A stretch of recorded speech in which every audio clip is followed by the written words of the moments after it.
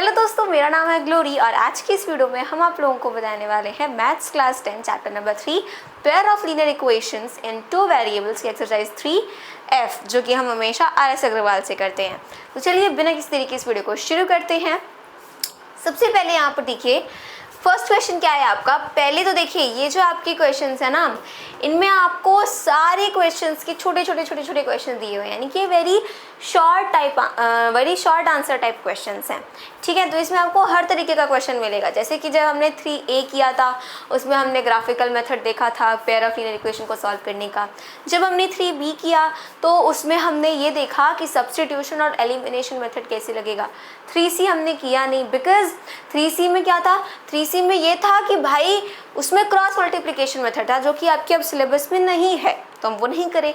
उसके बाद 3D में हमने करा था कि भाई अगर आपको पता करना है अलजेब्रिक मेथड से कि किस इक्वेशन के यूनिक सॉल्यूशन होंगे या फिर कोई भी सॉल्यूशन नहीं होगा या फिर इनफाइनाइटली बहुत सारे सॉल्यूशन होंगे, तो वो आपको कैसे समझ में आएगा, कैसे आप पता करोगे। क्योंकि हर टाइम हम ग्राफ तो बना करके देखेंगे नहीं, क्योंकि इतना हमें पता है कि अगर लाइंस कोइंसाइड करती हैं दैट मीन्स कि उसके इनफाइनाइटली बहुत सारे सॉल्यूशन हैं।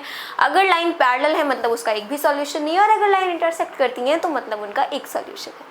ठीक है, तो अब अलजेब्रिक मेथड के लिए क्या क्या कंडीशंस होनी चाहिए वो भी हमने देखा था। आई होप आपको याद होगा। एक्सरसाइज 3E हमारी सबसे बड़ी एक्सरसाइज थी, उसमें आपके सारे थे world problems on money matter, problems on edges, problems on boats and stream, और भी बहुत सारी प्रॉब्लम्स थी। लाइक पूरी 8-9 आपकी प्रॉब्लम थी उसमें, एटलीस्ट वो वर्ल्ड। और 3E जो आपने की थी वो हमारी सबसे बड़ी एक्सरसाइज थी, उसमें आपके वर्ल्ड प्रॉब्लम्स थे, problem on numbers, problem on money matters, problems on age and problems on boats and streams, problem on geometry, बहुत सारे क्वेश्चंस थे उसमें। ठीक है, तो वो भी हमने कर लिया है। 3F में क्या है, very short answer type questions हैं। चलिए शुरू करते हैं। फर्स्ट क्वेश्चन है हमारा, right the number of solutions of the following pair of linear equations. अब आपको क्या करना है, सिर्फ और सिर्फ आपको ये बताना है कि ये जो पेयर ऑफ लीनियर इक्वेशन दिया हुआ है, या फिर आप इसको सिस्टम्स ऑफ लीनियर इक्वेशन भी कह सकते हैं, इनके कितने सॉल्यूशन हैं। अब अगर आपके पास सिर्फ एक पेयर है, मतलब सॉरी, अगर आपके पास सिर्फ एक linear equation in two variable है, जो कि 9th में हुआ करता था, तो उसके क्या होते हैं, इनफाइनाइटली बहुत सारे सॉल्यूशंस होते हैं, है ना। इनफाइनाइटली बहुत सारे सॉल्यूशन उसके पॉसिबल हैं। बट जब हम पेयर वर्ड लगा देते हैं, दो इक्वेशंस को साथ में लिख लेते हैं, तब क्या होता है कि 3 कंडीशंस आ जाती हैं। या तो उसका सिर्फ एक यूनिक सॉल्यूशन होगा, या तो उसका एक भी सॉल्यूशन नहीं होगा, या तो उसके बहुत सारे सॉल्यूशन होंगे। तो उसके लिए कंडीशन क्या होगी, अगर आपके यूनिक सॉल्यूशन हुआ, अगर आपका यूनिक सॉल्यूशन हुआ तो उसके लिए क्या होगा। पहले तो स्टैंडर्ड फॉर्म हम सबको पता है, मैं बस आपको बता रही हूँ, वरना हमने एक्सरसाइज में अपने अच्छे से किया था। स्टैंडर्ड फॉर्म हमारी होती है स्टैंडर्ड फॉर्म हमारी होती है a1x plus b1y plus c equal to 0। ये होती है आपकी स्टैंडर्ड फॉर्म। पहले वाला हो गया, दूसरे वाले का a2 कर देंगे, a2x plus b2y plus c2 equal to 0। अभी क्या होता है कि यूनिक सॉल्यूशन के लिए कंडीशन होती है आपकी कि a1 upon a2 should not be equals to b1 upon b2। Equal नहीं है, नॉट इक्वल है, मतलब कि नहीं नहीं नहीं, ये दोनों बराबर नहीं होने चाहिए। अगर आप ये वाला अपॉन में लिखो और वो अपॉन में लिखो, b1 upon b2 and a1 upon a2, तो वो बराबर नहीं होने चाहिए, तब आपका यूनिक सॉल्यूशन आएगा। इनफाइनाइटली सॉल्यूशन कब आते हैं, इनफाइनाइट सॉल्यूशंस, इनफाइनाइट तब मिलता है जब आपके तीनों बराबर होते हैं। a1 upon a2 is equal to b1 upon b2 is equal to c1 upon c2। Infinitely तब होता है। कोई सॉल्यूशन नहीं है, ऐसा कब होगा, देखो जब नो सॉल्यूशन आता है, कोई भी सॉल्यूशन नहीं है, ऐसा होता है कि यही सेम रहेगा, बस यहाँ नॉट इक्वल टू, यानी कि a1 upon a2 is equal to b1 upon b2 is not equal to c1 upon c2। ये कंडीशन हुई तो यूनिक सॉल्यूशन, ये कंडीशन हुई तो इनफाइनाइट सॉल्यूशन, ये कंडीशन हुई तो नो सॉल्यूशन। अब हम क्या करेंगे, अब हम इसमें ये जो वैल्यूज है ना, इनको पुट करके देखेंगे, क्योंकि आपको यहाँ पे इन इक्वेशन का सॉल्यूशन नहीं निकालना है कि अल्फा की वैल्यू बताओ बीटा की वैल्यू बताओ, नहीं, वो नहीं निकालना है, आपको ये बताना है कि कितने सॉल्यूशन होंगे। यार एक हो सकता है, बहुत सारे हो सकते हैं, कोई नहीं है, ऐसा भी हो सकता है। तो पहले अगर आप इस पे रखिए, अगर पहली वाली कंडीशन ट्रू हो जाती है मतलब यूनिक, दूसरी वाली ट्रू होती है इनफाइनाइट, तीसरी वाली ट्रू होती है एक भी सॉल्यूशन नहीं है। तो यहाँ पर a1 की वैल्यू क्या है, अब देखिए ये x है, a1 यहाँ पे होगा यानी कि x का कोफिशिएंट होगा तो वो 1 है, तो आपका यहाँ आया 1 अपॉन a2 क्या है 2 है ना, तो 1/2 is not equal to b1 कहाँ है, ये है 2 अपॉन b2 कहाँ गया, ये है 4, 2/4। आप ऐसे बहुत लोग कहेंगे हाँ देखो देखो एक 1/2 आया एक 2/4 आया, बराबर नहीं है, चलो भाई मार देते हैं यूनिक सॉल्यूशन होगा। नहीं, हम ऐसा नहीं करेंगे। अगर आप इनकी सिंपलेस्ट फॉर्म निकालेंगे तो 1/2 इज नॉट इक्वल टू 1/2, जो कि आपकी कंडीशन गलत है, जबकि 1/2 इज इक्वल टू 1/2। और जब ऐसी कंडीशन हो गई, क्योंकि हमें ये नहीं चाहिए, हमें नॉट इक्वल टू चाहिए और वो कंडीशन यहाँ पे हो नहीं रही है, इसका मतलब यूनिक सॉल्यूशन तो इसका नहीं होगा, यानी कि इतना लकी नहीं है कि इसका बस एक ही सॉल्यूशन होगा। ठीक है, आगे देखिए, यहाँ पे a1/a2 equal to b1/b2 equal to c1 क्या है, यहाँ -8 है, c2 क्या है, अब ये 16 इधर आएगा तो वो -16 हो जाएगा, तो हम इसको पहले स्टैंडर्ड फॉर्म में लिख लेते हैं, अगली बार से कर लेंगे। अभी हम यहाँ पे ऐसे ही करते हैं -16। अब देखो आप इसको सिंपलेस्ट फॉर्म में लाया 1/2, इसको लाया 4 2 जा 4 4 जा 1 2, माइनस से minus cancel, 1/2 is equal to 1/2 is equal to 1/2। Condition true हुई, मतलब ये जो पेयर ऑफ लीनियर इक्वेशन है इसका कैसा सॉल्यूशन होगा, इनफाइनाइटली इसके बहुत सारे सॉल्यूशंस होंगे, है ना। अब हमें तीसरा वाला चेक करने की जरूरत ही नहीं है। क्यों जरूरत नहीं है, क्योंकि देखो आप क्या बोला है कि ये और ये बराबर नहीं होना चाहिए, यहाँ तो बराबर मिल गया, वही वहां पे भी मिलेगा, मतलब कंडीशन ट्रू नहीं होगी। कौन सी कंडीशन ट्रू हुई, इनफाइनाइट वाली। मतलब इस क्वेश्चन का आंसर क्या होगा कि this pair of linear equation has an infinite number of solutions.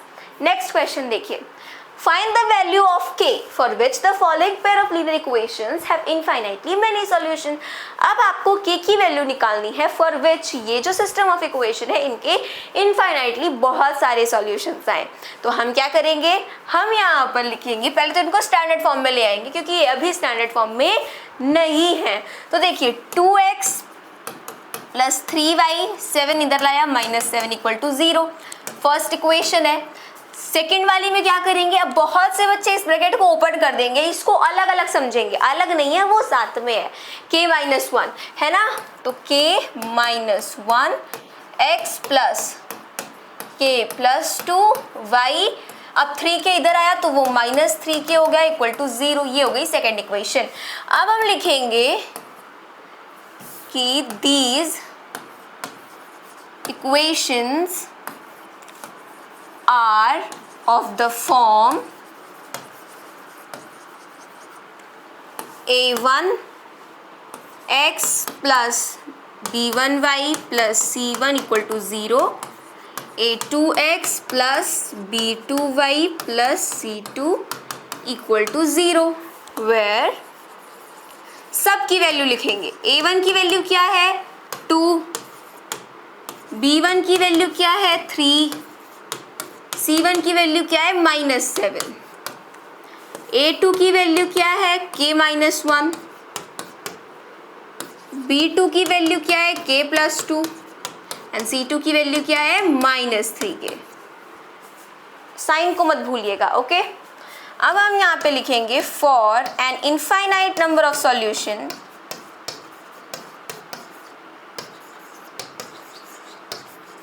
for an infinite number of solutions we must have, क्या होना चाहिए, इनफाइनाइट नंबर ऑफ सॉल्यूशन के लिए क्या कंडीशन होती है, a1/a2 is equal to b1/b2 is equal to c1/c2, right. तो हम यहाँ पर लिखेंगे we must have a1/a2 equal to b1/b2 equal to c1/c2, क्योंकि अगर इनफाइनाइटली मेरे सॉल्यूशंस के लिए मुझे k की वैल्यू निकालनी है तो उसके लिए ये कंडीशन होनी चाहिए। अब इस कंडीशन में हम अपनी वैल्यूज को रखेंगे, a1 की वैल्यू 2 है, a2 की वैल्यू k है, b1 की वैल्यू 3 है एंड k-1 है, wait a minute, k-1, b2 की वैल्यू k+2 है, C1 की वैल्यू -7 है एंड C2 की वैल्यू -3K है। माइनस से माइनस कैंसिल हो जाएगा तो हम माइनस नहीं लगाएंगे, तो 7/3K भी लिख सकते हैं बिकॉज माइनस से माइनस कैंसिल आउट हो जाएगा।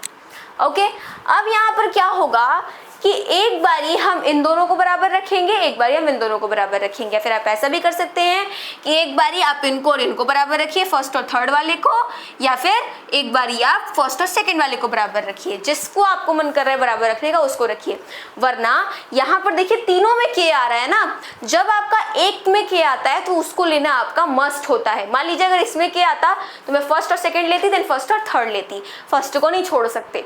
सेकंड वाले में अगर K आता तो फर्स्ट सेकंड लेते, सेकंड थर्ड लेते, सेकंड वाले को नहीं छोड़ेंगे। पर यहाँ तीनों में K है तो जो मर्जी आपको वो आप ले सकते हैं दोनों।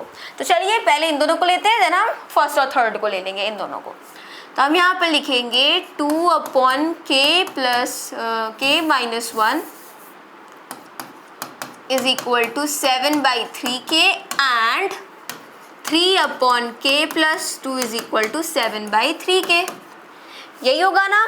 अब क्या करेंगे, 3 2 जा 6, 6 क्या आ गया 7K माइनस 7 एंड 3 3 जा 9, 9 क्या आ गया 7K प्लस 7 2 जा 14, 14 आ गया। अब क्या होगा देखिए 6K है, 7K इधर आएगा तो 6K minus 7K equal to -7, 9K 7K इधर आएगा -7K इक्वल टू 14, ये आ गया -K, ये आ गया -7। यहाँ पे देखिए आप 9K में से 7K गया 2K आ गया इज इक्वल टू क्या हो गया 14। नाउ माइनस से माइनस कैंसिल, सो K की वैल्यू आई 7 एंड जब 2 इधर जाके डिवाइड करेगा 14 को तो भी K की वैल्यू आएगी 7। इट मीन्स अगर आप K की वैल्यू 7 रखते हैं तो ये जो पेयर ऑफ लीनियर इक्वेशन है इसके इनफाइनाइटली बहुत सारे सॉल्यूशंस होंगे। तो K की वैल्यू निकालनी थी for which this system of equation have infinitely many solutions. तो what is the value of K for having that 7। ठीक है, नेक्स्ट देखिए, for what value of K does the following pair of linear equations have infinitely many solutions? Same question, same process। ठीक है, हम क्या करेंगे, अगर आप देखें तो ये दोनों पहले से स्टैंडर्ड फॉर्म में है तो आपको वापस से इनको स्टैंडर्ड फॉर्म में लिखने की जरूरत नहीं है। तो हम लिखेंगे these equations are of the form, किस फॉर्म में है ये, a1x plus b1y plus c1 equal to 0, a2x plus b2y plus c2 equal to 0, where a1 equals to 10, b1 equal to 5, c1 equals to -K-5। A2 equal to क्या हो गया 20, B2 equal to 10, C2 equal to -K, है ना। Minus से minus cancel out हो जाएगा तो जब हम लिखेंगे तो माइनस नहीं लगाएंगे। ओके, तो यहाँ पर हम लिखेंगे for an infinite number of solution, infinite number of solutions we must have, क्या होना चाहिए, a1/a2 is equal to b1/b2 is equal to c1/c2। तो यहाँ पर a1 देखिए क्या है 10, a2 है 20, b1 है 5, b2 है 10, c1 है K-5 and c2 K। Now अब क्या करेंगे, जैसा कि थर्ड वाले में सिर्फ K है तो फर्स्ट थर्ड लेंगे और सेकंड थर्ड लेंगे, थर्ड वाले को नहीं छोड़ना है। ठीक, तो आपका आ जाएगा 10/20 equals to K-5/K and 5/10 equals to K-5/K। Multiply करेंगे 10K equal to 20K and then -100 and अब क्या होगा 5K is equal to 10K -50। Further solve करेंगे तो 10K -20K equal to -100 and 5K -10K, 5K -10K equal to -50 हुआ ना। अब 20k में से 10k गया तो 10k आएगा बट माइनस का, तो -10k इक्वल टू -100 एंड यहाँ आया -5k इक्वल टू -50। तो देखो आप यहाँ पे k की वैल्यू क्या आएगी, -100 बाई -10 एंड -50 बाई -5। k की वैल्यू आई 10 एंड सिमिलरली यहाँ पे भी k की वैल्यू आई 10। अगर जब भी आप इनफाइनाइटली निकाल रहे हैं और दोनों में k की वैल्यू सेम नहीं आ रही तो आप समझ जाइए आप कुछ गड़बड़ कर रहे हैं। ओके तो यहाँ पे k की वैल्यू क्या आई, 10 आई, विच मीन्स कि k की वो क्या वैल्यू होनी चाहिए जिसके लिए ये जो पेयर है लीनियर इक्वेशन टू वेरिएबल का उसके इनफाइनाइटली मेनी सॉल्यूशंस हो, तो वो है 10। ठीक है, आगे देखिए, find the value of k for which the following pair of linear equation have no solution. यहाँ क्वेश्चन चेंज कर दिया, बस प्रोसेस सेम है बट जो हम कंडीशन इनफाइनाइटली मेनी सॉल्यूशंस के लिए लगा रहे थे वहाँ पे नो सॉल्यूशन वाली कंडीशन लगा देंगे। So simple. तो हम यहाँ पर क्या करेंगे, पहले तो स्टैंडर्ड फॉर्म में लिखेंगे क्योंकि ये अभी है नहीं, तो 2x + 3y - 9 equal to 0 first हो गया and then 6x + k - 2y - 3k - 2 equal to 0, ये सेकेंड इक्वेशन हो गई। अब लिखेंगे these equations are of the form a1x + b1y + c1 equal to 0, फिर a2x + b2y + c2 equal to 0, where क्या होगा a1 इक्वल टू, a1 की value क्या है 2 है, b1 की वैल्यू 3 है, c1 की वैल्यू -9 है, a2 की वैल्यू 6 है, b2 की वैल्यू k - 2 है, c2 की वैल्यू -3k - 2 है। माइनस से माइनस कैंसिल आउट हो जाएगा, तो हम यहाँ लिखेंगे for no solution we must have a1 upon a2 is equal to b1 upon b2 is not equal to c1 upon c2। ये होनी चाहिए ना, a1 है 2, a2 है 6, b1 है 3, b2 है k - 2, ये आ गया 9/3k - 2। अब देखिए हमें k की वैल्यू निकालनी है तो 3/k - 2 है, इसको इसके बराबर रखेंगे तो हम लिखेंगे, अभी इसको सिंपलेस्ट फॉर्म में आप लाएं तो आपको 1/3 मिलेगा is equal to 3/k - 2, cross multiply करेंगे k - 2 इक्वल टू 9, k की वैल्यू क्या आ गई 11, यानी कि अगर आप k की वैल्यू 11 रखते हैं तो ये जो पेयर ऑफ लीनियर इक्वेशन है इन टू वेरिएबल्स, इसका कोई भी सॉल्यूशन आपको नहीं मिलेगा। नेक्स्ट देखिए, right the number of solutions of the following pair of linear equation, है ना। अब इसमें ये जस्ट क्वेश्चन नंबर फर्स्ट की तरह है, तो क्या करेंगे तीनों कंडीशंस पर रख के देख लेते हैं। तो a1 की वैल्यू क्या है, देखिए पहले तो सारी कंडीशन लिखते हैं 1 बाई 1, स्टेटमेंट की रही बात तो वो आप लिख लीजिएगा। उसके बाद क्या है a1 upon a2 is equal to b1 upon b2 is equal to c1 upon c2 and then क्या है a1 upon a2 is equal to b1 upon b2 is not equal to c1 upon c2। तो 1 by ये 1 था, यहाँ पे क्या आ जाएगा 2 is equal to 3/6 not equal to होता है वैसे।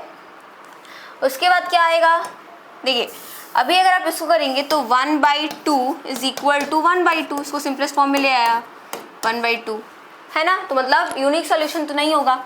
उसके बाद 1/2 is equal to 1/2 is equal to C1 है मेरा -4, C2 है मेरा -7। कंडीशन देखिए a1 upon a2 is equal to b1 upon b2, वो तो सही है, लेकिन b1 upon b2 is not equal to c1 upon c2, ये बराबर नहीं है, मतलब इनफाइनाइटली मेनी सॉल्यूशंस नहीं होंगे। फिर जब आप इसको रखेंगे तो ये सॉल्यूशन बिल्कुल करेक्ट होगी, है ना, यानी कि ये जो पेयर ऑफ लीनियर इक्वेशन है इसका एक भी सॉल्यूशन नहीं होगा। तालियां, ठीक है। अब आगे देखिए, right the values of value of k for which the system of equations have 3x plus ky equal to 0, 2x minus y equal to 0 has a unique solution. अब आपको k की वैल्यू निकालनी है for unique solution. अभी infinitely के लिए दो निकाले, एक नो सॉल्यूशन का निकाला. अब क्या करेंगे कि यूनिक सॉल्यूशन का भी निकालेंगे. तो हम यहाँ पर सबसे पहले देखें तो स्टैंडर्ड फॉर्म में है, बिल्कुल है. अभी आप बोलेंगे कि देखो यार x है मतलब a1x है या ये तो a2 हो गया, a2x है और ये b2y है, ये a1x है, ये b2y है, b1y है. लेकिन मुझे ना c1 दिख रहा है ना c2 दिख रहा है. What about that? तो देखो यार जब आप यूनिक सॉल्यूशन की कंडीशन की बात करते हैं तो उसमें आपको c1 और c2 से मतलब ही कहाँ होता है. उसमें c1 और c2 को तो पूछते तक नहीं, उनको तो देखते तक नहीं, तो फिर उस समय मतलब ही नहीं है. दैट्स वाई यहाँ पे अगर नहीं भी है तो कोई दिक्कत नहीं है, नहीं है तो मतलब जीरो होगा. तो जीरो लेकर के क्या करेंगे, हमें तो c1 अपन c2 से मतलब ही नहीं है, हमें तो a1 चाहिए और a2 एंड b1 और b2 चाहिए. वो है ना, बस बाकी बाढ़ में जाए जनता, अपना काम बनता. तो हम क्या करेंगे, a1 upon a2 is not equal to b1 upon b2, है ना. तो a1 क्या है 3, a2 है 2 is not equal to b1 है k एंड b2 है -1. क्रॉस मल्टीप्लाई करेंगे तो आपको मिलेगा 2k is not equal to -3. तो k is not equal to -3/2. अब आप ऐसा काम मत कर दीजिएगा कि जिससे आपको लज्जित होना पड़े. मतलब कि ये मत बोलिएगा कि -3/2 k की वैल्यू हो गई. हाँ, मतलब तुम k की वैल्यू -3/2 रख दो और आपको यूनिक सोल्यूशन मिलेगा. ऐसा नहीं होता है. यहाँ पे इक्वल टू नहीं लिखा, इक्वल टू नहीं लिखा, आप आंखें फाड़ के देखिए, इक्वल टू नहीं लिखा, नॉट इक्वल टू लिखा है. नॉट इक्वल टू का मतलब होता है अरे यार सिंपल है, अगर मैं बोलूँ 2 = 3 तो आप कहोगे क्या बकवास कर रही है, 2 और 3 बराबर है. ये नहीं बराबर है ना, 2 इज नॉट इक्वल टू 3. हाँ अब ये कंडीशन सही है, अब ये स्टेटमेंट बिल्कुल सही है, ये एकदम सही बात है कि नहीं. सिमिलरली अगर मैं बोलती हूँ -3/2 k के बराबर नहीं है, मतलब ये k की वैल्यू नहीं है, यानी कि -3/2 को छोड़ के k की कोई भी आप रियल नंबर की कोई भी रियल वैल्यू रख दो, वो क्या होगा, वो हमेशा आपको यूनिक सॉल्यूशन ही देगा.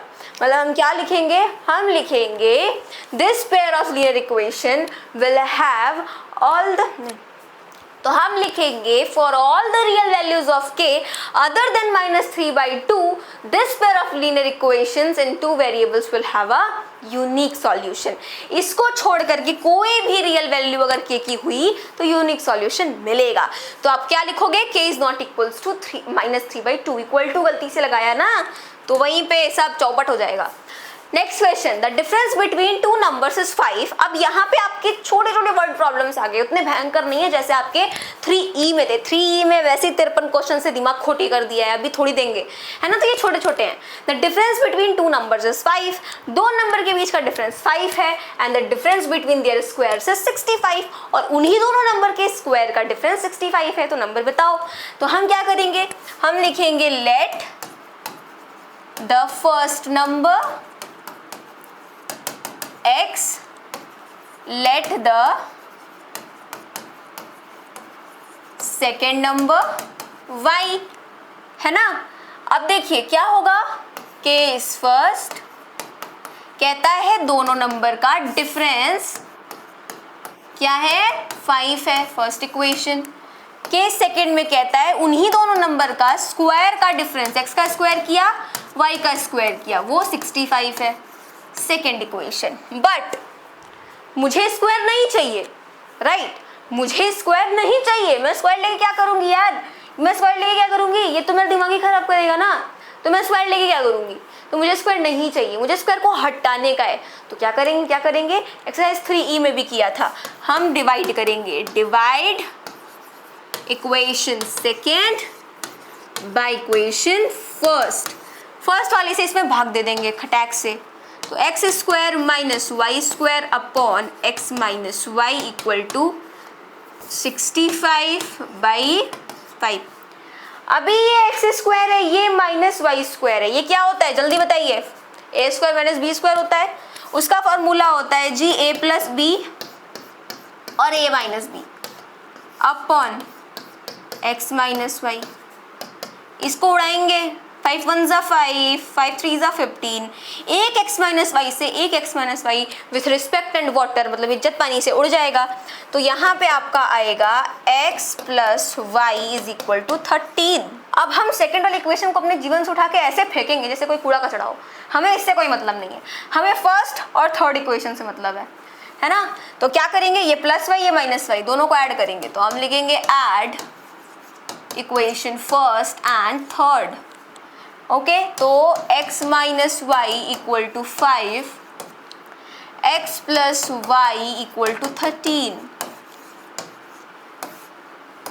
ये आया 2x, ये आ गया 18, x की वैल्यू आ गई जी 9, यानी कि पहला नंबर मिल गया हमें 9, पहला नंबर 9 मिल गया। दूसरा निकालते हैं, तो 9 minus Y equal to 5 minus Y equal to 5 minus 9, y की वैल्यू आ गई जी 4, दूसरा नंबर होगा 4। अब देखिए अगर 9 में से 4 गया 5 आएगा, कंडीशन सही हुई, सही निकाला है। नेक्स्ट क्वेश्चन देखिए दोस्तों क्या है, अब यहाँ पर है the cost of 5 pens and 8 pencils is 120 rupees, मतलब कि 5 पेन्स हैं और 8 पेंसिल्स हैं, उनका कॉस्ट 120 रुपीज है। ठीक है, while the cost of 8 pens, वहीं पर अगर 8 पेन हैं और 5 पेंसिल हैं तो उनका कॉस्ट 153 रुपीज है। Find the cost of 1 pen and that of 1 pencil. तो क्या करेंगे, सबसे पहले तो लेट कर लेंगे, तो यहाँ पर हमारा होगा let the cost of 1 pen x rupees, उसके बाद let the cost of 1 pencil equal to y rupees, है कि नहीं। केस फर्स्ट में क्या कहता है कि 5 पेन है और 8 पेंसिल, अगर एक पेन का कॉस्ट x रुपीज तो 5 पेन का 5x, सिंपल है 5x प्लस एक पेंसिल का कॉस्ट अगर y रुपीज तो 8 पेंसिल्स का 8y इक्वल टू 120, ये फर्स्ट इक्वेशन हो गई। केस सेकेंड देखिए, केस सेकेंड में क्या होगा, 8x जस्ट उल्टा कर दिया है इक्वल टू 153। अब क्या होगा, अब आप ऐसी पागलपंती मत करिएगा कि इसमें 5 से मल्टीप्लाई किया इसमें 8 से, या फिर इसमें 5 से उसमें 8 से, नहीं। जब भी कोफिशिएंट्स इंटरचेंज करते हैं, मतलब यहाँ देखिए x का कोफिशिएंट 5 है, x का कोफिशिएंट यहाँ y का कोफिशिएंट 5 है, इंटरचेंज किया है ना, ये आपका इंटरचेंज किया। यहाँ पर y का कोफिशिएंट 8 है, यहाँ x का कोफिशिएंट 8 है। जब ऐसा होता है तो क्या करते हैं, एक बार ऐड एक बार सब्ट्रैक्ट करते हैं। इसमें भी आप कर सकते हैं बिकॉज ये उतना बड़ा नंबर नहीं है, लेकिन जब 2 डिजिट नंबर आते हैं, 3 डिजिट नंबर आते हैं, तब प्रॉब्लम हो जाती है।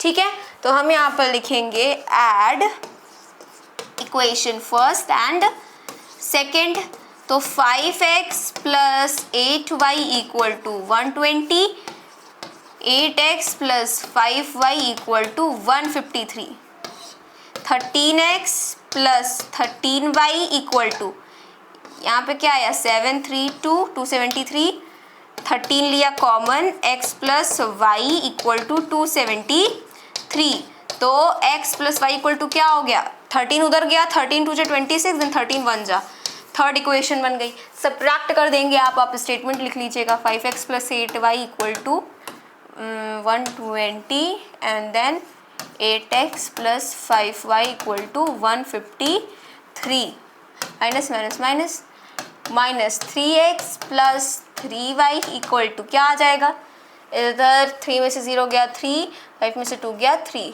माइनस 33, माइनस 3 कॉमन लिया, x minus Y equal to minus 33, तो x minus Y equal to 11, fourth equation हो गई। ये प्लस वाई वो माइनस वाई दोनों ऐड कर देंगे, तो add equation third and fourth. Third equation हो गई x plus Y equal to 21, x minus Y equal to 11, ये कैंसिल हो गया, 2x इक्वल टू आ गया 32, x की वैल्यू क्या आ गई 16, यानी कि एक पेन है 16 रुपए की, पेंसिल का निकाल लेते हैं, तो 16 माइनस वाई इक्वल टू 11, तो minus Y equal to 11 minus 16, तो वाई इक्वल टू क्या आ गया 5, तो पेंसिल है 5 रुपए की, पेन है 16 रुपए की। ऑल राइट, कह रहा है the sum of 2 numbers is 80, हम क्या लिखेंगे, पहले तो लिख लेते हैं लेट द, आगे पढ़ते हैं द लार्जर नंबर, अच्छा द लार्जर स्मॉलर लेट करना है, तो let the larger number x, फिर let the smaller number y case first, है ना। तो केस फर्स्ट में क्या होगा, दोनों नंबर्स का सम 80 है, तो x plus Y equal to 80 आ गया। केस सेकंड क्या कहता है, केस सेकंड कहता है larger number exceeds 4 times the smaller one by 5। Larger one जो है वो छोटे वाले से 4 गुना से 5 ज़्यादा है। लार्जर वाला जो है छोटे वाले के 4 गुना से 5 ज़्यादा है। इजी था, लार्जर वाला छोटे वाले के 4 गुना से 5 ज़्यादा है। तो x minus 4y equal to 5, second equation. यहाँ x सब्ट्रैक्ट कर दीजिए दोनों को, तो x plus Y equal to 80, minus minus minus उड़ गया, ये आया माइनस 5y, ये आया आपका माइनस 75। y की वैल्यू क्या आ गई, 5 1 5, 5 3 13, है ना। तो सॉरी 15 आएगा 5 1 5, देन 5 5 25। ठीक है, y की वैल्यू 15 यानी कि छोटा नंबर क्या है, 15 है। बड़ा नंबर कैसे निकालेंगे, किसी भी एक में पुट कर देंगे। लाइक अगर हम इसमें करते हैं तो x minus 4 then 15 equal to 5, तो x माइनस 15 4 जा 60, x इक्वल टू क्या आ गया 65। बड़ा नंबर 65 है, छोटा वाला नंबर 15 है। नेक्स्ट क्वेश्चन देखिए, a number consist of 2 digits whose sum is 10. If 18 is subtracted from the number, the digits are reversed. Find the number. अब ये आ गया, देखिए ये मैंने आपको एक्सरसाइज 3E में बहुत अच्छे से समझा रखा है, अगर आपने वो नहीं देखा तो यू शुड वॉच दैट। वहाँ पे क्या है कि मान लीजिए कि x बता दूँ मैं कि x जो है वो वंस वाला है, y जो है वो टेंस वाला है, इन दोनों से नंबर बनाओ। तो x क्या एक वेरिएबल है, वहाँ पे कुछ भी हो सकता है, y क्या है वेरिएबल है, वहाँ पे कुछ भी हो सकता है। अगर मैं इससे आपको नंबर बनाने को बोलो ये वंस है ये टेंस है, तो क्या आप yx बनाएंगे नंबर, ये वंस हो गया ये टेंस हो गया, नहीं, क्योंकि वो तो नंबर्स का एग्जैक्टली मल्टीप्लाई हो गया ना। मान लीजिए अगर मैं यहाँ 4 कर दूँ, यहाँ 5 कर दूँ, यहाँ पे क्या करूँ, ओहो 2 कर देती हूँ, है ना। तो क्या अगर आप इससे नंबर बनाएंगे तो ये नंबर ऐसे बन जाएगा ना 2 इंटू, क्योंकि यहाँ पे कुछ नहीं है तो मल्टीप्लाई है ना, तो 2 इंटू 4 विच मीन्स 8, ये तो 8 आएगा। 8 तो मैं नहीं बनाना चाहती थी, मैं तो 4 और 2 से नंबर बनाना चाहती थी। तो मुझे क्या करना पड़ेगा, टेंस वाला जो है इसमें 10 से मल्टीप्लाई करके इसको 20 लाना पड़ेगा और इसमें इसको जोड़ना पड़ेगा, तो मुझे मिलेगा 24, जो कि मेरा सही नंबर होगा। 2 टेंस प्लेस पर है और 4 वंस प्लेस पर है, समझ आया। सिमिलरली क्योंकि वो वेरिएबल है, अभी मैं आपको बता दूं कि ये 10 है ये वंस है, तो आप बिना 10 मल्टीप्लाई किए फलाना ढिमकाना किया 24 लिख सकते हैं।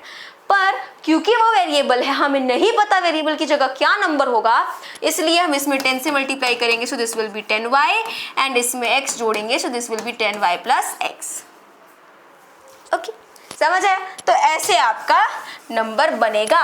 तो क्या बोल रहा है, एक नंबर है जिसके 2 डिजिट हैं, पहले क्या था 2 नंबर हैं, अब एक नंबर है जिसके 2 डिजिट है, वो उन 2 डिजिट्स के बीच में कुछ हो रहा है कि नहीं। पहले 2 नंबर्स के बीच में हो रहा था, 2 डिजिट्स हैं, तो क्या होगा, हम यहाँ पर लिखेंगे late the ones digit x let the tens digit y. what will be the number, number क्या होगा दोस्तों 10y प्लस x, यही होगा ना 10y plus x। Now case first कह रहा है कि उन दोनों डिजिट्स का सम है 10, तो डिजिट x है और y है, इनका सम है 10। अभी नंबर की बात नहीं हुई, ये फर्स्ट इक्वेशन हो गया। केस सेकंड कहता है कि if 18 is subtracted from the number, अब बात हो रही है नंबर की, अभी तक डिजिट की बात हो रही थी तो x प्लस वाई कर दिया, अब नंबर की बात हो रही है। तो नंबर है 10y प्लस x, ये पूरा नंबर है, इसमें से 18 घटाया जाता है तो क्या होता है, इट्स डिजिट्स आर रिवर्स्ड। अब जहां पर वंस और टेंस में यहाँ पे y था यहाँ x था, वही अब क्या हो गया है, वही आपका कुछ ऐसे हो गया है। तो अब इसमें 10 से मल्टीप्लाई होगा और y जुड़ेगा, समझ आया, यानी कि डिजिट्स विल बी रिवर्स, है ना। तो यहाँ पे आपका क्या आ जाएगा, देखिए 10x प्लस वाई, इसको थोड़ा सॉल्व करते हैं तो आपका x minus 10x plus 10y minus Y equal to ये उधर गया 18, ये आ जाएगा -9x, ये आ गया +9y, ये आ गया 18। अब मैं -9 कॉमन ले लूँ तो x minus Y equal to 18, then क्या होगा x minus Y equal to -2 and this is second equation. अब ये प्लस वाई ये माइनस वाई दोनों को ऐड कर देंगे तो x plus Y equal to 10। जैसे ही मैंने इन दोनों को ऐड किया तो ये कैंसिल आउट हो गए and 2x is equal to आ गया 12, सो x की वैल्यू आ गई 6। मतलब कि वंस डिजिट पे क्या है, वंस प्लेस पे कौन सा डिजिट है, 6 है ना। अब y की वैल्यू निकालते हैं तो 6 plus Y equal to 10, so y की वैल्यू आ गई 4, यानी कि यहाँ पर है 4।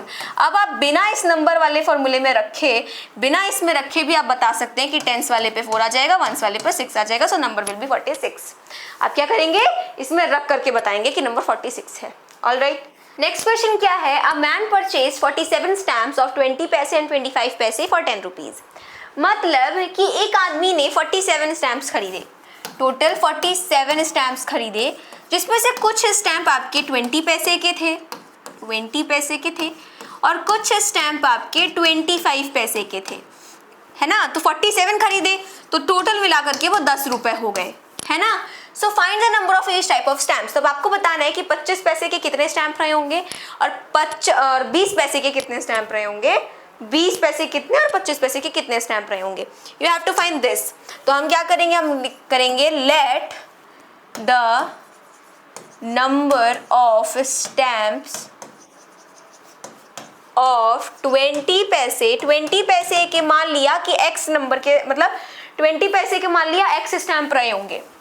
Late the number of stamps of 25 पैसे, मान लिया कि 25 पैसे के y स्टैम्प रहे होंगे। अब यहाँ पर देखिए टोटल उसने कितने स्टैम्प खरीदे, 47 स्टैम्प खरीदे। 20 पैसे के जितने भी खरीदे हो, 25 पैसे के जितने भी खरीदे हो, दोनों मिला करके खरीदे तो 47। तो मतलब कि x plus Y equal to आ गया 47 and this is your first equation. Alright, अब आगे क्या होगा, केस सेकंड। बहुत से बच्चे इसमें केस फर्स्ट ढूंढ ही नहीं पाएंगे, हैं दूसरा केस कहां से लाऊं।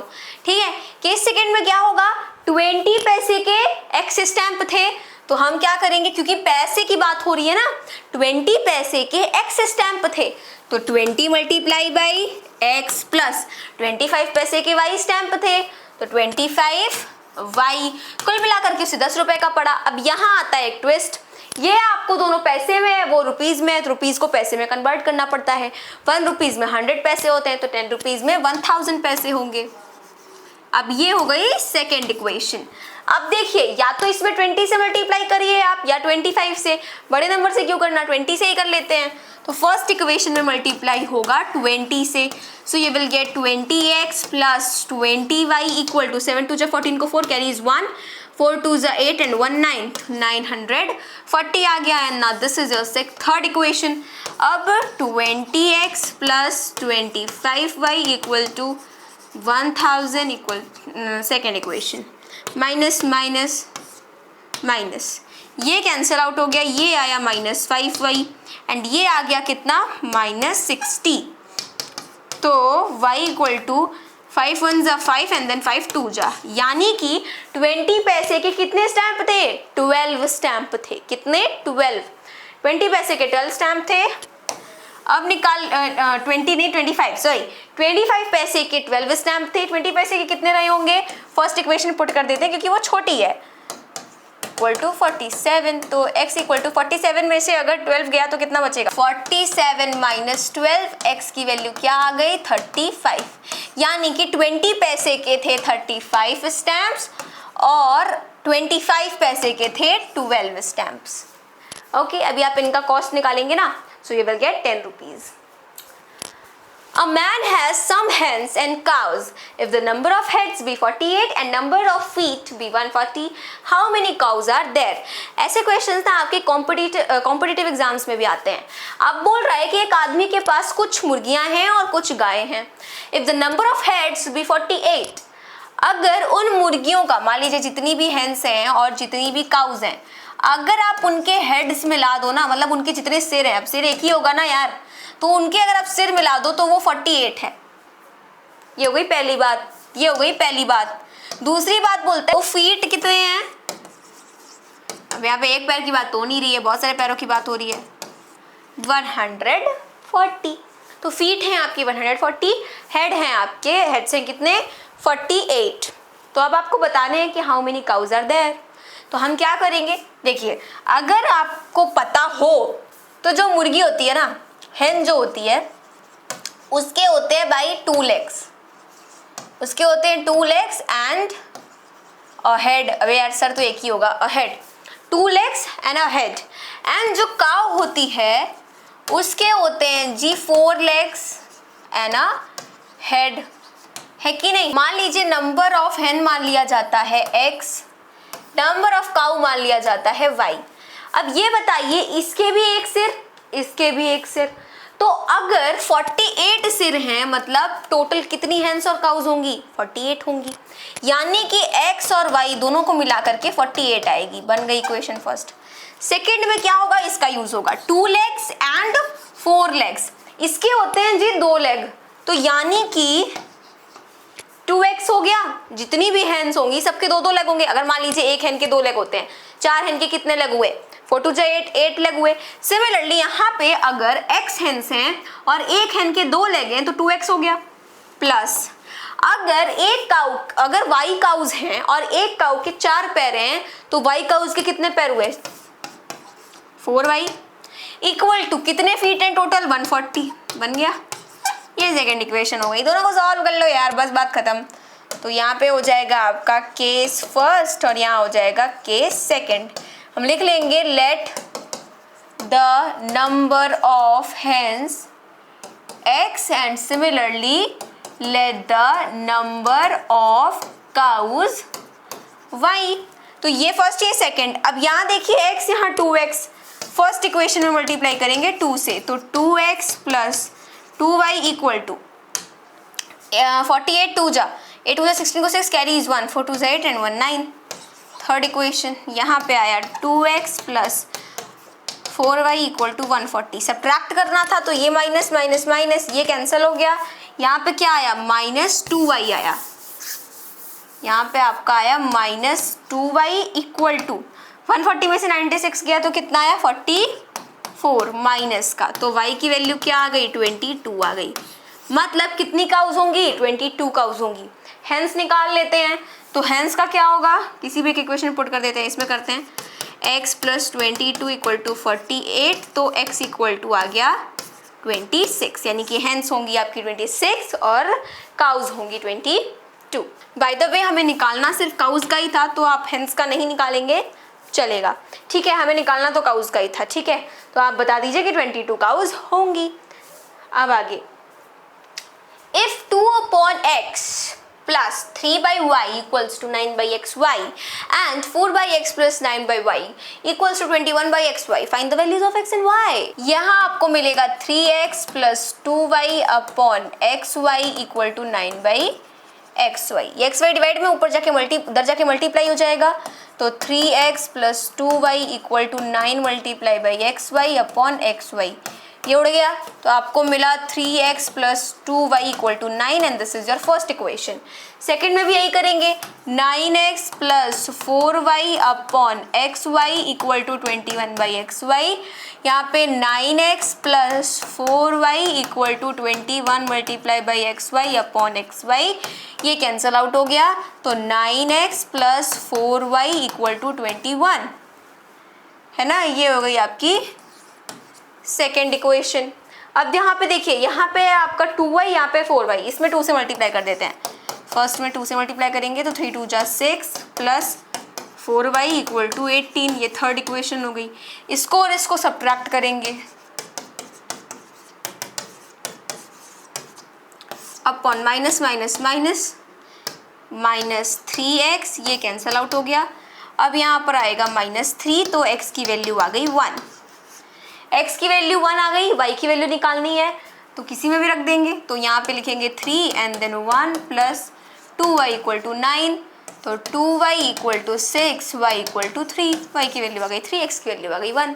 सिंपल था। नेक्स्ट क्वेश्चन देखिए, सेम वही क्वेश्चन है ना, तो हम क्या करेंगे, यहाँ पे हो जाएगा 3x plus 4y upon 12 equal to 5/12। ये 12 से 12 कैंसिल, ये हो गई फर्स्ट इक्वेशन। सेकेंड में क्या होगा, x plus 2y equal to क्या होगा, x plus 2y upon 2 equal to 1। ये 2 उधर गया, मल्टीप्लाई में हो जाएगा, तो x plus 2y equal to 2 and ये हो गई सेकेंड इक्वेशन। ये x है, ये 3x है, या तो इसमें 3 से मल्टीप्लाई करिए या 2 से मल्टीप्लाई करिए, क्योंकि यहाँ 4 है, यहाँ 2 है, 2 से कर देते हैं, जितना छोटा नंबर है उतना अच्छा है। तो यहाँ पे आ जाएगा आपका 2x plus 4y equal to 4। इस वजह से इसको सब्ट्रैक्ट कर दिया तो 3x plus 4y equal to 5। ये first equation. Minus minus minus ये कैंसिल आउट हो गया, ये minus x equal to minus 1 आ गया, सो x की वैल्यू आ गई 1। अब यहाँ पर x की वैल्यू 1 आ गई है, y की वैल्यू भी निकाल लेते हैं, तो इसमें रखेंगे 1 प्लस 2y इक्वल टू 2, सो 2y इक्वल टू 1, y की वैल्यू आई 1/2। नाउ अब हमें x और y की वैल्यू नहीं निकालनी, x प्लस y की वैल्यू निकालनी है, तो x plus y equal to क्या होगा, x की वैल्यू 1, y की value 1/2, so what you will get 3/2। So ये आपका आंसर है। नेक्स्ट क्वेश्चन देखिए, अब इसमें क्या होगा, 12x plus 17y equal to 53 first equation, 17x plus 12y equal to 63 second equation. बताया था मैंने जब कोफिशिएंट इंटरचेंज करें तो एक बार ऐड एक बार सब्ट्रैक्ट, तो आपका होगा add equation first and second, तो 12x plus 17y equal to 53, 17x plus 12y equal to 63। तो क्या होगा, यहाँ पे आपका आ जाएगा 29x plus 29y equal to क्या आ गया 116। अब 29 लिया common, then x plus Y equal to 116, तो x plus Y equal to तो 116/29 आ गया है ना। अब इसको जब आप कट करेंगे तो x plus Y equal to 29 4 जा 9 4 जा 36 को 6 कैरीज 3 4 2 जा 8 एंड 3 11 29 4 जा, so this is your third equation. अब एक बार इनको सब्ट्रैक्ट करेंगे तो we will write subtract equation first from equation second, तो 17x plus 12y equal to 63, 12x plus 17y equal to 53, minus minus minus यहाँ पे आ गया 5x minus 5y equal to 63 में से 53 गया, क्या बचा 10 है ना। अब यहाँ पे 5 कॉमन लिया तो x minus Y equal to 10, so x minus Y equal to 2 and ये हो गया fourth equation. Plus y minus y add कर देंगे, so we will write add equation third and fourth, x plus Y equal to 4, x minus Y equal to 2, ये cancel 2x equal to 6, x की value आई 3। y की निकाल लेते हैं, कैसे निकालेंगे, किसी में भी रख देंगे, इसमें रखते हैं, तो आपका 3 minus Y equal to 2, so y is equal to आ गया 1। निकालना है x प्लस वाई, सिंपल है यार, x प्लस वाई, इससे इजी क्या होगा 3 प्लस 1 4, x प्लस वाई की वैल्यू आ गई 4। आगे बढ़ते हैं, नेक्स्ट क्वेश्चन क्या है, find the value of k for which the system 3x plus 5y equal to 0 then kx plus 10y equal to 0 has non zero solution. देखिए हमें पता है unique solution, no solution, infinite solution, पर what is non zero solution, मतलब zero को छोड़ करके कोई भी सॉल्यूशन आए अगर आप k की ये वैल्यू रखो, तो जब आप इसका सॉल्यूशन निकालेंगे ना तो जीरो को छोड़ करके कोई भी सॉल्यूशन आ जाए, तो उसके लिए सिंपल सा होता है कि यूनिक सॉल्यूशन के लिए जो कंडीशन होती है उसमें नॉट इक्वल टू होता है, आप वहां पे बस इक्वल टू कर दो, बस इतनी सी कंडीशन होती है for non zero solution. a1 की वैल्यू है 3 अपॉन b1, a2 की वैल्यू क्या है k इक्वल टू b1 की वैल्यू 5 है एंड b2 की वैल्यू है 10। अब आगे क्या होगा 5k equal to 30, k equal to 6, k की वैल्यू आ गई 6, मतलब k की वैल्यू 6 होगी तब उस इक्वेशन के नॉन जीरो सॉल्यूशन आएंगे। आगे बढ़ते हैं, फाइंड के for which the system has a unique solution. बस यहाँ पर जो इक्वल टू था वहाँ पे नॉट इक्वल टू लगा देना है, और करना ही क्या है हमें, तो हम लिखेंगे a1 upon a2 is not equal to b1 upon b2। Statement मैंने आपको पहले क्वेश्चंस में लिख करके बता ही दी है, इट वाज सो इजी, है ना। तो क्या होगा, इनको अगर आप स्टैंडर्ड फॉर्म में पहले लाओ तो kx minus y minus 2 equal to 0 and this will become 6x minus 2y minus 3 equal to 0। So a1 है मेरा k, a2 है मेरा 6 is not equal to b1 है मेरा माइनस का 1 एंड b2 है मेरा माइनस का 2। सो माइनस से minus cancel, so what you will get 2k equal to not equal to 6 and k is not equal to 3। मतलब कि for all the real values of k other than 3 this system of equation will have a unique solution. 3 को छोड़ के कोई भी real value रख दो, unique solution मिलेगा। Find k for which the system this has an infinite number of solution. ये भी पहले कर लिया, पहले किया थोड़ा सा वर्ड प्रॉब्लम दिया, आगे फिर वही दे दिया, कोई बात नहीं।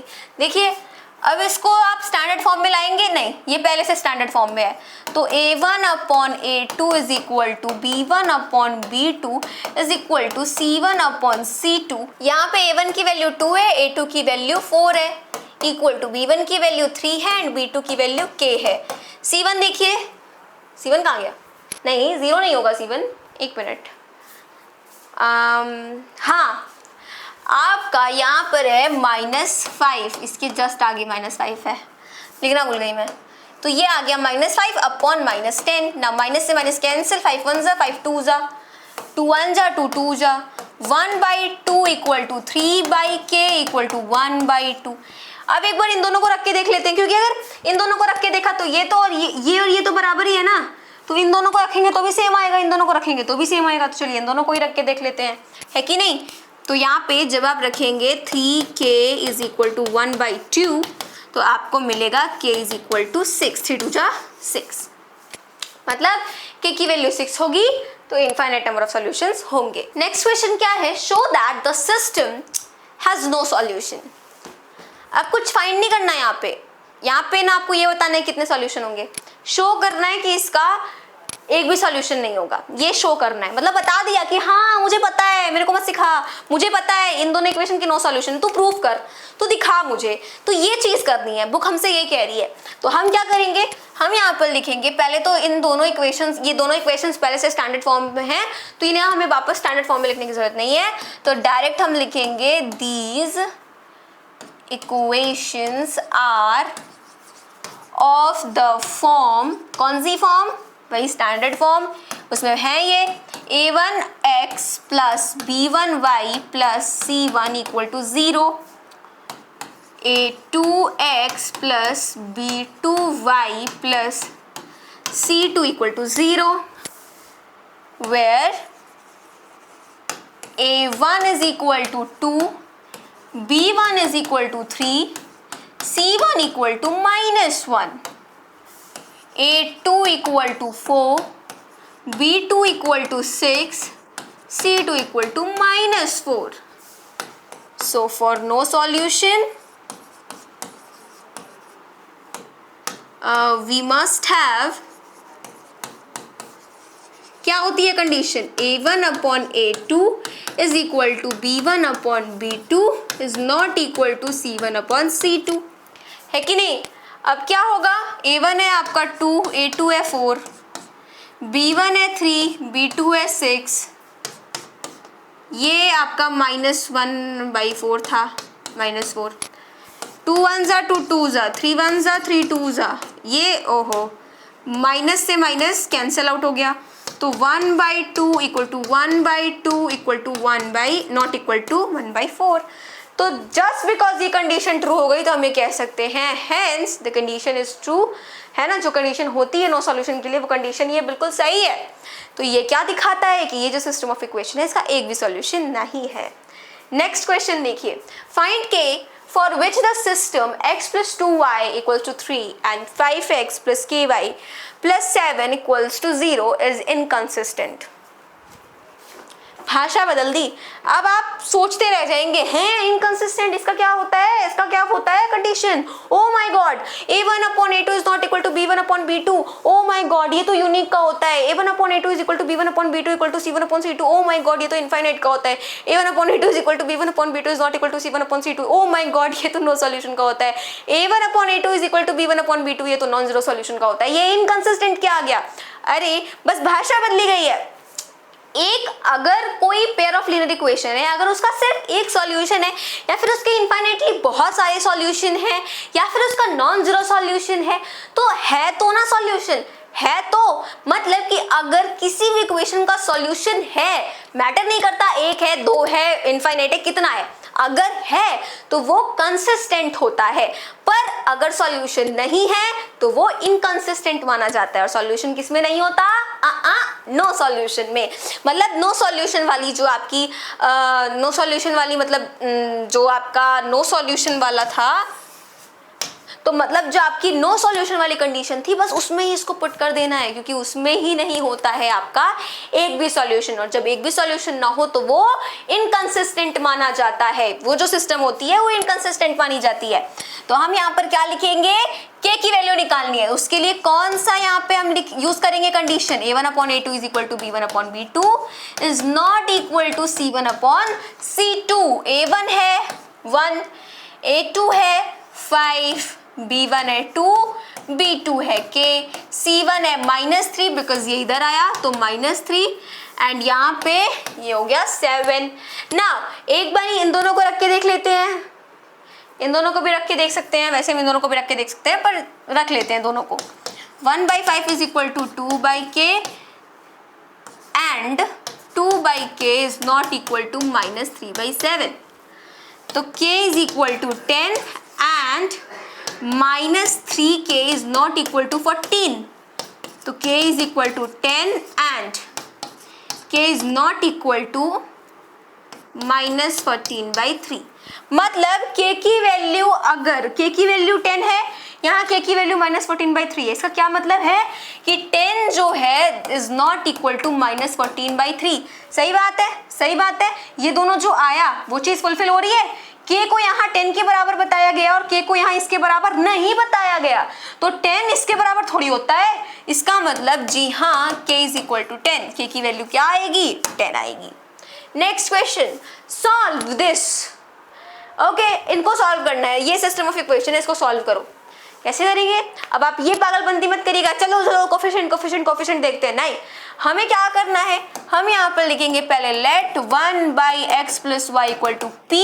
अगर आपने पहले की एक्सरसाइजेस की हैं तो ये आपके लिए कुछ भी नहीं है, क्योंकि ये सभी का बस एक तरीके का कंक्लूड एक्सरसाइज आपको दी गई है ना। अब यहाँ पर 1/xy को मैंने p मान लिया तो यहाँ पे बचा मेरा 3p प्लस 1/x - y को मैंने q मान लिया तो मेरा बचा 2q equal to 2. Now this is your first equation. Similarly this goes to this one, है ना, तो यहाँ पे क्या होगा 9p, वैसे वहाँ क्यों लिख रहे हैं, हम यही लिखते हैं 9p - 4q = 1. This is your second equation.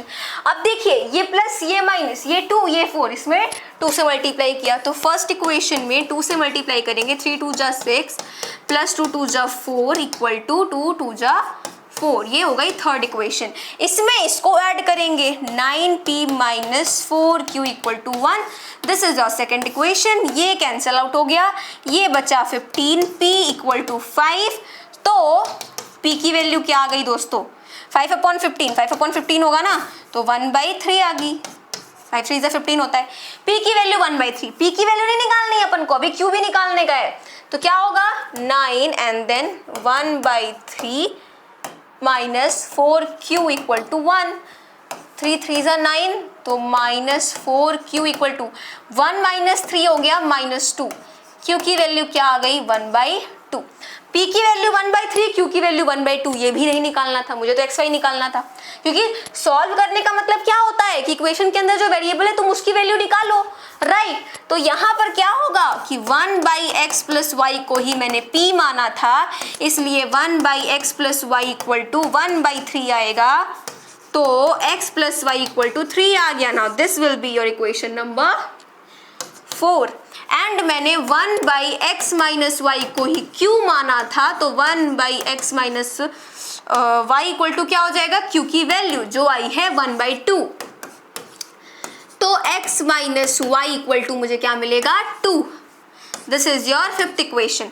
लगाएंगे अब हम सब्स्टिट्यूशन मेथड, या फिर एलिमिनेशन भी लगा सकते हैं, एलिमिनेशन लगाते हैं ज़्यादा इजी होगा। तो हम यहाँ पर ऐड करेंगे, add equation fourth and fifth, तो x plus Y equal to 3, x minus Y equal to 2, ये कैंसिल, 2x इक्वल टू आ गया, x की वैल्यू वाई जी 5/2, मुझे अब y की भी तो निकालनी है, तो किसी भी एक में पुट कर देंगे, तो x की value 5/2 plus Y equal to 3, तो y equal to 3 minus 5/2, y की वैल्यू क्या आई, 3 2 जा 6 माइनस 5/2, तो y की वैल्यू आई 1/2। क्लियर, x की वैल्यू 5/2, y की value 1/2। So this was our exercise 3F। मिलते हैं अपनी अगली वीडियो में, तब तक के लिए मेरे सभी दोस्तों को मेरी तरफ से जय हिंद, जय भारत।